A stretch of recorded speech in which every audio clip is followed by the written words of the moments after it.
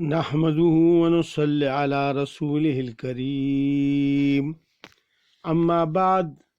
فأعوذ بالله من الشيطان الرجيم.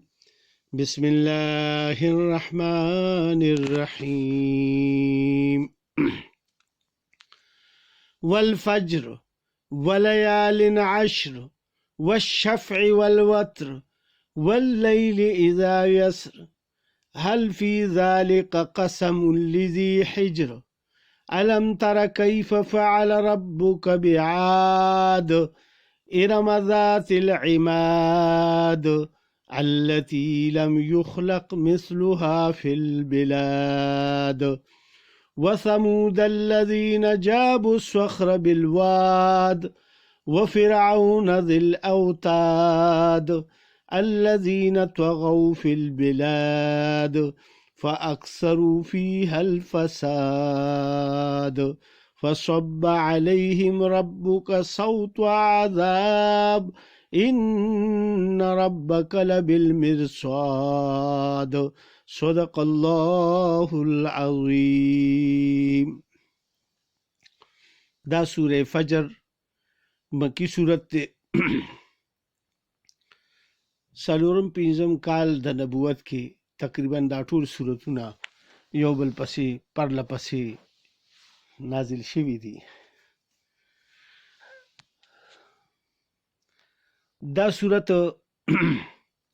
ابتدایي سورتونو کې دی. الله سبحانه وتعالی په دې کې فرمایي والفجر قسم دې په سحر ولیال عشر او په لسو شپو باندې. د سحر نه مراد ډیرو مفسرینو دا غشتي دي چې دا یوم النحر یعنی د لوی اختر په سبا باندې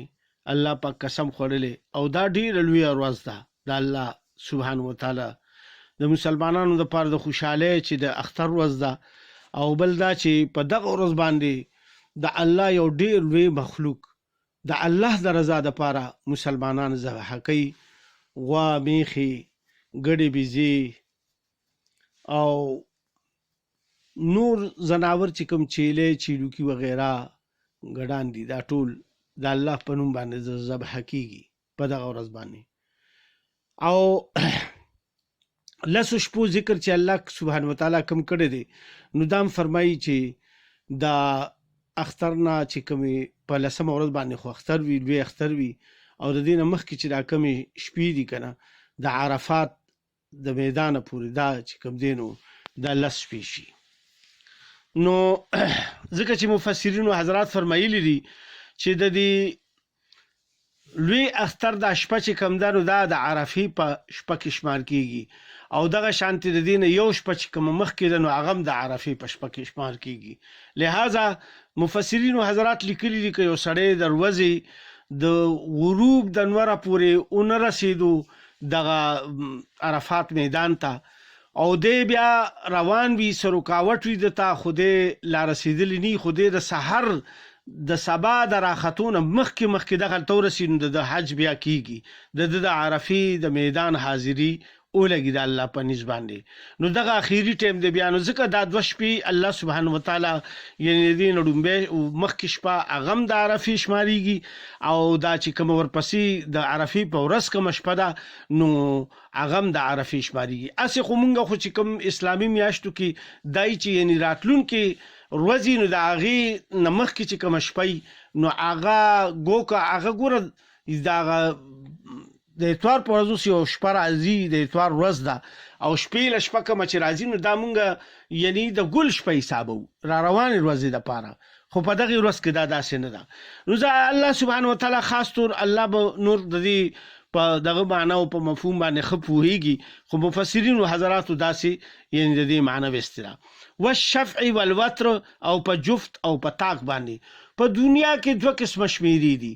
یو جفت یعنی جوړه او یو وتر یعنی یو کنه. نو لکه څنګه مونږ وایو کنه ایک وتر دی او دو چې کوم دی نو دا جفت دی، بیا 3 وتر دی او 4 چې کوم دی نو دا جفت دی. نو دغه شانتي سیزونه هم جوړه الله پاک پیدا کړی دي خو یو د الله ذات ته چې دغه جوړه نشته او هغه سره څوک شریک هم نشته او نه د هغه څوک همسر او برابرۍ والا شته او هغه صمد ذات د الله پاک سبحانه وتعالی وحده لا شریک ته د همیشه نه دی او همیشه به ژوندی وي او ټول هر څه الله سبحانه وتعالی په خپل قدرت باندې پیدا کړی دي. بیا الله پاک فرمایي واللیل اذا یسر او په شپه هر کله چې تیری دو باندې شي، یعنی کله د شپه ډیر لوی یعنی یو دغه چې تقه توره تیار وي او الله سبحانه وتعالی په هغې کې سبا راوباسي، رڼا پکې راوباسي، نو خلک خوشحال شي، بیا خپلو کارونو لځي او خپلو دغه لځي. یعنی که اوس ډېرې زیاتې بجلۍ او دغه راغه خو ولې د انور غوندې رڼا خو په شپه کې څوک نشي راوستی او په هر ځای کې هم نشي راوستی. نور خو چې راوخیږي نو په ګوټونو کې او په هر ځای کې چې کوم دی نو رڼا شي په ځمکه کې، ستن هم سړي ته ښکاري، میږې هم سړي ته ښکاري او د شپې کې سړی ډېر لایټونه ولګوي خو چېرته سایه پرې راشي، څه بل څه پرې راشي، هغې نه پناه شي. الله سبحانه وتعالی بیا مخکې فرمایي چې هل فی ذلک قسم لذی حجر، آیا په دې کې یو دروند قسم دی د پاره د خاوند د عقل. الله پاک چې دا قسمونه وخوړه دا خو د الله مخلوق دی، خو الله پاک پر خپل مخلوق باندې چې الله پیدا کړی دی دا قسمونه وخوړل. او بیا ورپسې الله سبحانه وتعالی د یو څو قومونو ذکر کوي چې په دنیا کې تیر شوي دي او هغه ډیر ظلم او بربریت او کفر سره وخت تیر کړی دی. الله سبحانه وتعالی د هغه ذکر کوي. الم تر کیف فعل ربک بعاد، آیا ندی کتلی تا څنګه سلوک وکړو ستا رب د عاد سره، د قوم عاد سره. دا قوم عاد چې کومونه دا ډیر دنګ دنګ او لوړ لوړو څنګه چې مونږه یعنی د علماو نه اورېدلي دي چې د کجورو غوندې لوی لوی تنې به وي. اوس د دوی پوره مقدار د تنې او د اوږدوالي الله ته معلوم دی چې څومره و، خو لیکن یعنی محدثینو حضرات چې مختلف قسم دغه راغشتي نو څوک وایي 15 لاسه و او څوک وایي 13 لاسه و، مطلب دا مختلف دی کې کدونه خو غټ غټ کدونه پکې داسې وو لکه کجورې دا ونه چې څنګه داسې نیغه ختې وي او داسې دی او دی په هغه خپلو قوت طاقت او په دغه خپل وجود باندې فخر کولو، دی فخر ډیر زیات کولو، تکبر کولو. ارم ذات العماد، یعنی د ارم قوم سره چې خاوندان د لوړ قدو، الله پاک دی ته لوړ قد والا انسانان ویلي او الله پیدا کړي د الله یو مخلوق، خو الله ولا ګوره د قوت طاقت ور کړو او بیا هغه چې کوم دی نو په خپل غرور او تکبر کې او الله پاک استعمال کو دغه خپل لوی قد او خپل پاور او قوت طاقت او الله پاک هیر کو. التي لم يخلق مثلها في البلاد، هغه چې ندی پیدا شوي په شان د هغوی په ښارونو کې. یعنی الله پاک فرمایي چې ما نور داسې خلک ندي پیدا کړي دای غونته په نور ښارونو کې دونه لوړ لوړ قدونو والا. وثمود الذين جابوا الصخر بالواد، نو دا خو یو قوم شو، اول عادیان او بیا ورپس سمودیان، دام د دوی د قوم نو چې کوم قوم د عادیانو نه بچ شول او دی بیا راغه هغه مسلمانان چې کوم خپل نبی سره راغه نو هغه بیا یعنی یو بل ځای کې پړاو واچولو او هغه چې کوم دی نو بیا رغه شو او بیا هغه ته الله پاک چې کوم دی نو صالح علیه السلام یو پیغمبر راولېږلو، نو هغه ته مخکې هود علیه السلام راغلی عادیانو ته او بیا دا سمودا د دې زمانه په دې باندې تېرېده، نو د دې په اولاد کې بیا الله سبحانه وتعالی یعنی دا سمود چې کومو دا یو قوم چې دا هغه مسلمانان چې کوم دا غزې نه یعنی هجرت کړو یو بل ځای کې دی آباد شي،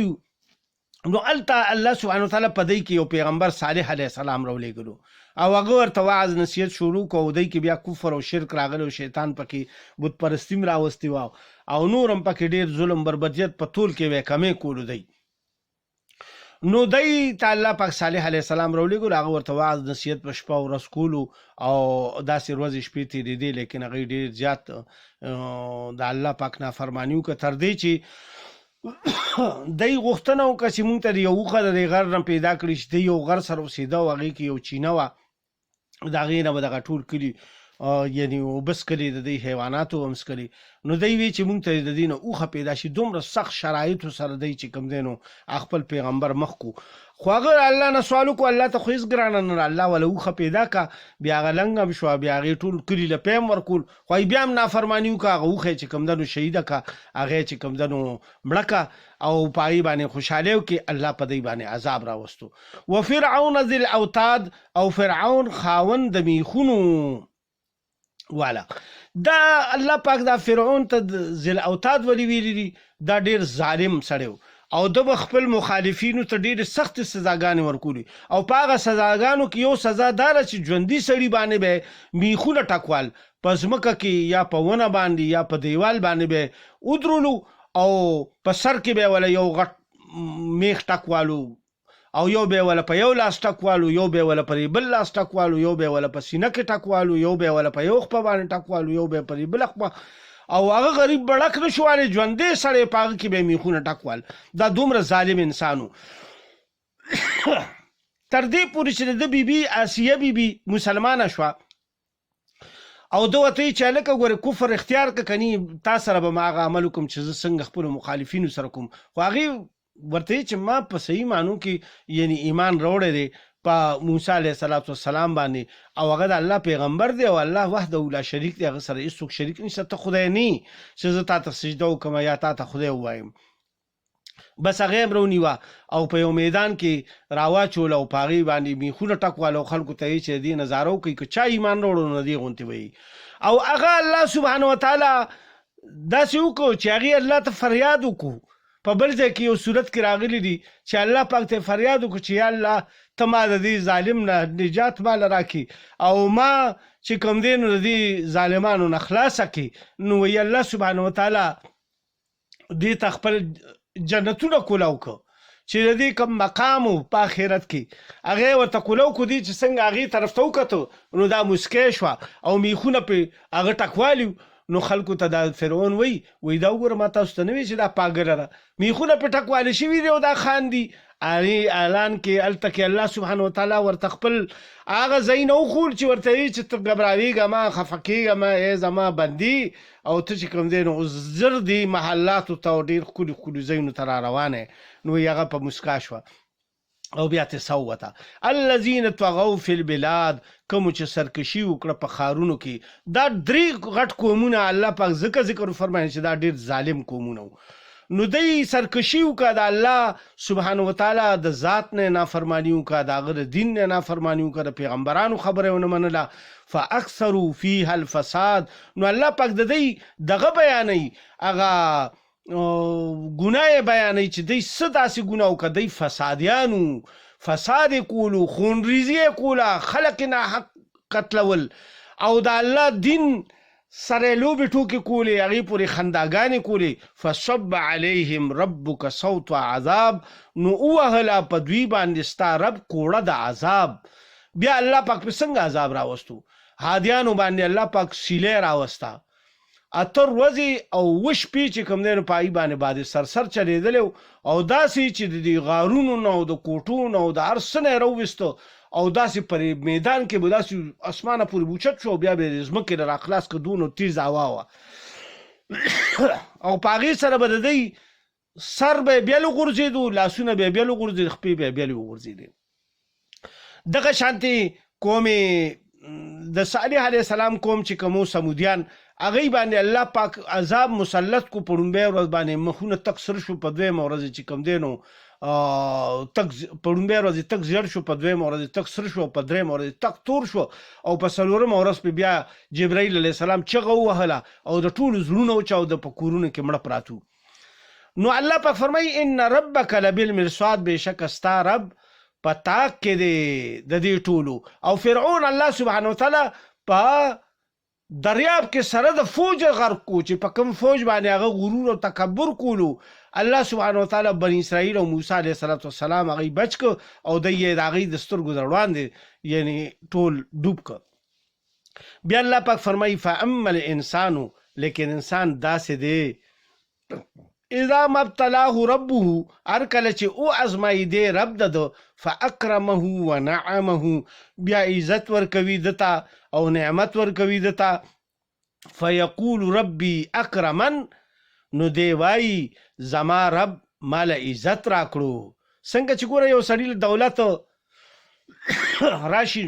یاره ډېر د الله فضل دی ډېر د الله فضل دی ډېر د الله کرم دی دا وینا خو ډېره ښه ده خو چې د عمل نم سړی چې کوم دی نو یعنی دا ثابتوي چې د الله فضل او د الله کرم د الله مهرباني د خپل اعمالو نم یعنی خی خلکو ته یعنی د الله شکر ادا کوي او تکبر نه کوي غرور نه کوي فخر نه کوي او د چا باندې ظلم نه کوي نو الله ورته دا خبرې بیا دغه چې خلا او عمل ټول دواړه یو شانتي وي فاما اذا مبتلاه او هر کله چې او ازمایي دی فقدر عليه رزقه پس تنکړي په د باندې رزق ددو فیقول ربي اهانن نو دی وای چې زما رب ز ذلیل کړم ګوره یو سړي باندې غربت راشي حالات په راشي نو سم مسائل راشي یا سم بیماری په راشي نو دی بیا فریادونه کوي او لوی چغي وي او سخ پکې منګه داسې ملي چې هغه توبه استغفار الله او رسول ته یعنی بدرد وي توبه استغفار الله پاک مردا سي روزنم دا ځان ته مسلمانان وي خدا سي کفریه خبرې کوي چې پای باندې د ایمان سلب کیږي او که ایمان تازه نو کو د مرګ نه مخکې نو ګوري به ایمان بلار شي سړی ته پتم ني په یو خبره باندې د ایمان تللی شي لہذا داسې خبرو نه ځان ساتل پکار دي کلا بل لا تکرمون الیتیم هرگز نه بلکې هم تاسو عزت نه کوي د یتیم الله پاک فرمایي داسې خبره نه ده چې چاله به مال ورکړي او غي د یتیمانو خیال نه ساتي ولا تحاضون على طعام المسكين او نو تاسو ترغیب ورکوي یو بل ته د طعام ورکولو مسکین ته یو خدای چې وي دا یعنی یتیم خیال ساتي ته په خوراک مراک کې خو لیکن د هغه قدر او عزت نه کوي یعنی د خپل اولاد په مقابله کې د هغه تکریم نه کوي د هغه خیال نه ساتي خپل اولاد ته درون ګوري او هغه ته داسې لاروي غونټي ګوري الله پاک دا خبر هم نه خوښي الله پاک فرمایي چې نه د خپل اولاد غونټي ورته ګوري او بل دار چې تاسو یو بل ته ترغیب ورکوي که په خپل تاسو سره پیسې ني یا تاسو سره رزق کمی وي او ته یو مسکین غریب له نشي ورکولې نو یو مالدار ته خبره کولې شي کنه چې بھئی یعنی د غریبانو خیال ساته او الله در باندې فضل کړی دی او ایت ضرورت د غي ضرورتونه پوره کوا او دا خدای الله د خزانونو راټول سره راځي او الله پاک تعالی اوس درکړي دی او کور چې بیا سره ني نو بیا به افسوس او ارمان کې وتأكلون التراث اكلا لما او خري تاسو مال د وراثت په خوراک ډیر سره کله چې د انسان ته د وراثت مال ملو شي نو هغه ډیر په جنبروالو خړیو او بس داسې راغونډي او ډیر یعنی هرس او لالچ پکې کوي چې د خلکو یې پکې دغه کما غصب کما لکه مثال په تور باندې د یو سړی پلار منشي او د هغه چې کوم دی نو درې زامني او درې لونی نو هغه بیا هغه زامني څه کوي مړه بس خوریانو ته ضرورت نشته یې مور وي یې نیاوي او هغه چې هغه له بیا نه ورکوي او بیا چې کوم دی په خپله په عرصه باندې ګېډه ور واچوي یا مشرې ولګي او کشران ورونو له هم څه ورنکي یا دغه هر یو دا کوشش کوي چې زه زیاته حصه والم او زه زیاته حصه ګیره کړم نو دا ځکه الله پاک فرمایي وتاکلون التراث اکلا لما او خورئ تاسو مال د وراثت په خوراک ډیر سره وتحبون المال حبا جما او محبت کوي د مال سره محبت ډیر زیات بس دا خو یو فطرتي شی دی چې مال سره خو د انسان محبت وي خو دومره محبت ورسره نه ساتل چې هغه سړی ډوب کی د مال په محبت کې دومره ډوب شي او دومره غرقاب شي چې الله سبحانه وتعالی او احکام هم تیر شي او د الله عبادت هم پاتې شي او ټول ارڅ پاتې شي کلا اذا دکت الارض دکا دکا هرگز نه هر کله چې ریزه کړی شي زمکا پر ریزه کولو سره د قیامت ذکر صلی الله پاک فرمایي وای داسې مکوي داسې تاسو مطلب دا چې دولت سره دونه محبت کوي اچانک در باندې قیامت راغو او کله یا در باندې مرګ راغو نو ارس د نه پاتې شي کني قیامت خو چې راشي نو بیا به خلک داسې ګوري په بکو بکو او بیا به چې کوم دی نو ټولو نه ساګانې وځي او د ځمکه اسمانونه او هر څه به دڼې وړې کېږي لګیا به وجاء ربک والملک او رابشي ستا رب او فرښتې صفن صفا په قطار قطار. یو حدیث مبارک کې یو آیاتونو د قران پاک کې ځای په ځای راغلي دي چې د اسمان نه به د قیامت په ورځ باندې یعنی دا دروازې به ټول کولو شي د اسمان، او بیا به چې کوم دی انور به بینور شي او ستوري بینور شي او دا ټول هر څه به چې کوم دی دغه شي، او بیا دا غرونه به چې کوم دی والوزي او ټول سمندرونه به اوچ شي، پای باندې به اورو لګي، او بیا به الله سبحانه وتعالی فرمایي چې دا فرشتي به قطار قطار راسي، صف په صف به راکوزیږي او الله ته مخامخ ودرېږي، هر یو شی به ورته په صف صف کې ودرېږي. وجیء یومئذ بجهنم، او را به وستلی شي په دغه ورځ باندې دوزخ. په یو حدیث کې دام راغلی دی چې دا جهنم به یو طرف ته ګس طرف ته او خي طرف ته به جنت ودرول شي، او دې کې به دا به خلک ویني چې دغه جنت ته او دا دوزخ دی، او بیا به هر سړی دا سوچ کوي چې یاره زه اوس کوم ځای ته روان یم، او چا باندې چې کوم د ځای د کوم ځای دغه وخیږي نو حکم وخیږي نو د هغې مطابق به دغه فرشتې بیا هغه طرف ته بوزي، چې څوک جنتیان یا به جنت ته بوزي او چې څوک دوزخیان دوزخ طرف ته به بوزي. یومئذ یتذکر الانسان وانى له الذکرى، په دغه ورځ به نصیحت حاصل کړي انسان او څه فایده به وي دته د نصیحت اخیستلو. دی به وایي چې کاش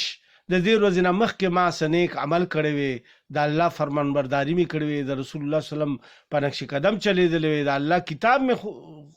یعنی خوښ کړی وی، د هغې تلاوت مې کړی وی، ذکر مې کړی وی. نو په دغه ورځ باندې که دې نصیحت والی نو څه پې اخو بس وخت پې تیر دی. یقول یا لیتنی قدمت لحیاتي، دی به ووایي ای کاش چې لیږلی وی ما وړاندې د پاره د همیشه ژوند زما، یعنی د دې ژوند د پاره چې کوم د قیامت ورځ وي هغه سختي او هغه هر څه چې دی وویني، نو دی وایي کاش چې د دې ورځې لپاره ما سره لیږلی وي یا د دې راتلونکي ژوند دپاره ما سره لیږلی وي. فیومئذ لا یعذب عذابه احد، پس په دغه ورځ به عذاب ورنه کړي په شان د عذاب د ده هیڅ یو کس. د الله عذاب بیا د ټولو عذابونو نه سخت دی. دا کوم چې په دنیا کې مونږ کوم عذابونه وینو دا خو بس ګوره په مرګ باندې ختم شي کنه، یو سړی به ته زیات نه زیات مړ به کړي، غوښې به ته جدا کړي، پوټي به ته جدا کړي، اخر به د هغه نه ساوځي او به ختم شي. لیکن د الله عذاب به بیا ختمیږي نه، په قسمه قسم طریقو وی. ولا یوثق وثاقه احد، او به نه تړي په شان د تړلو د ده هیڅ یو کس. ګوره الله سبحانه وتعالی په بند چې بندیوان شي کنه د ځای نه ړک نشي والی. په دنیا کې تاسو وینئ چې یو انسان باندې بیماری راشي هغه ښه سم دم وي او بس بیا پروت وي، سر پیچولی روانېدی نشي، یا چې کوم دی نو دماغ یې کار پرېږدي لاش پروت وي، یا چې کوم دی فالج پې راشي د ځای نه نشي ړکېدی، ټول وجود پې دروني، ته به یو لوی غټ بستره ورپورې چا تړلی دی یا یو لوی پنډ ورپورې چا تړلی دی. یا ایتها النفس المطمئنه، اے نفس اطمینان والا، ارجعی الی ربک راضیة مرضیه، واپس وګرځه طرف د رب خپل ته، ته د ده نه راضي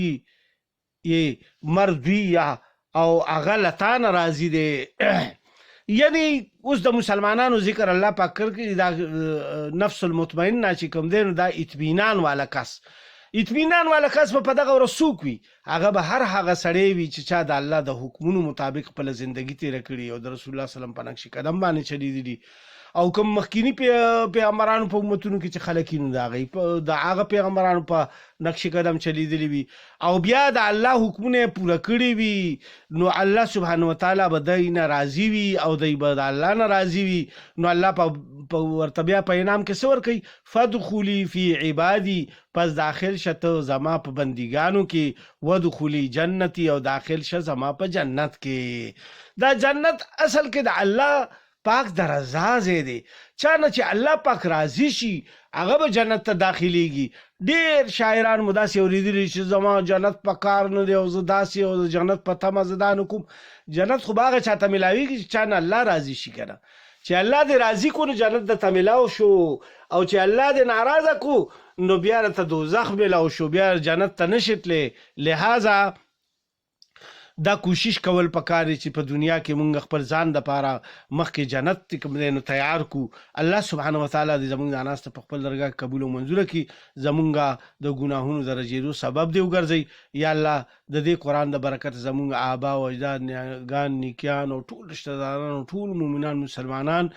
مغفرت د هغوی ته ټولو وکړي. یا الله چې څوک بیماران دي مؤمنان مسلمانان که په کورونو او په هسپتالونو کې د ټولو له شفای کامله عاجله ورکړي، او که څوک یا الله